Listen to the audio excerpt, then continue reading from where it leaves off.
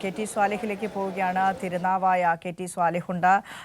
കോഴിക്കോട് നിന്നും മലപ്പുറത്ത് നിന്നും നിരവധി ആളുകൾ എത്തുന്ന ഒരു സ്ഥലം കൂടിയാണ് തിരുനാവായ. അതെ, നിളയുടെ തീരത്ത് ബലിതർപ്പണത്തിനായി. സ്വാലിഹ മറ്റ് വാവുകൾ പോലെയോ മറ്റു വാവുബലികൾ പോലെയോ അല്ല കർക്കിടക വാവുബലി എന്ന് പറയുന്നത്. മറ്റു വാവുബലികൾ, തുലാമടക്കമുള്ള മറ്റു വാവുബലികൾക്ക് ബലിയിടാൻ കഴിയാത്തവർ എത്തുന്ന ഒരു ദിവസം കൂടിയാണ് കർക്കിടക വാവുബലി എന്ന് പറയുന്നത്. അത്രത്തോളം പ്രാധാന്യമുണ്ട് വിശ്വാസികൾക്കിടയിൽ കർക്കിടക വാവുബലിക്ക്.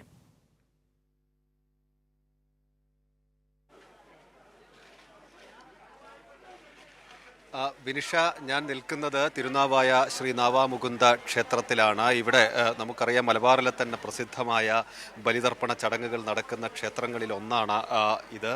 ഏതാണ്ട് 1000-ലധികം പേർക്ക് ഒരേ സമയം ബലിതർപ്പണം നടത്താനുള്ള ക്രമീകരണങ്ങൾ, സൗകര്യങ്ങൾ ഇവിടെ ഒരുക്കിയിട്ടുണ്ട്. ഒരേ സമയം തന്നെ 1000-ലധികം പേർ, ഏതാണ്ട് 10,000-ലധികം ആളുകൾ ഇതിനകം തന്നെ ബലിതർപ്പണ ചടങ്ങുകൾ പൂർത്തിയാക്കിയിട്ടുണ്ട്. പുലർച്ചെ 2 മണിക്ക് ചടങ്ങുകൾ ആരംഭിച്ചിട്ടുണ്ട്. മലബാറിൻ്റെ വിവിധ മേഖലകളിൽ നിന്നുള്ള ആളുകൾ എത്തുന്നുണ്ട്. നമുക്കറിയാം, 2 മണി മുതൽ അതിനായുള്ള പ്രത്യേക കൗണ്ടറുകളെല്ലാം തന്നെ ക്രമീകരിച്ചിരുന്നു. ആളുകൾക്ക് രസീതി വാങ്ങി ഇവിടെ ക്യൂ നിൽക്കാനുള്ള അവസരം ഒരുക്കിയിരുന്നു, ക്രമീകരണങ്ങൾ ഒരുക്കിയിരുന്നു. വലിയ വിവിധ സന്നദ്ധ സംഘടനകളുടെയൊക്കെ പ്രതിനിധികൾ, അതോടൊപ്പം തന്നെ പോലീസിൻ്റെയൊക്കെ സേവനം ഉണ്ട്.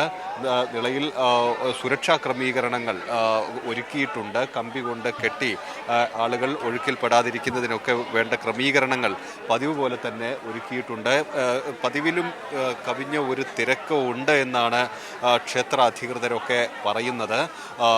വലിയ തിരക്ക് ഇന്ന് രാവിലെ മുതൽ തന്നെ നമുക്ക് കാണാൻ കഴിയുന്നു. ഇപ്പോഴും തിരക്ക് തുടരുകയാണ്. വിനിഷ, ശരി, വലിയ തിരക്ക് തിരുനാവായയിൽ നാവാമുകുന്ദന്റെ മുൻപിൽ ബലിയിടുന്നതിന് അനുഭവപ്പെടുന്നു. നിളയിൽ നിന്നുള്ള ദൃശ്യങ്ങളാണ് നമ്മൾ ഇപ്പോൾ കണ്ടുകൊണ്ടിരിക്കുന്നത്. അതിലും വലിയ സുരക്ഷാ സംവിധാനങ്ങളും ഒക്കെ ആ തിരക്കിൽ ഒരുക്കിയിട്ടുണ്ട്. ഗതാഗത സംവിധാനങ്ങൾ, KSRTC ഒക്കെ പ്രത്യേക സർവീസുകൾ കൂടിയുണ്ട്.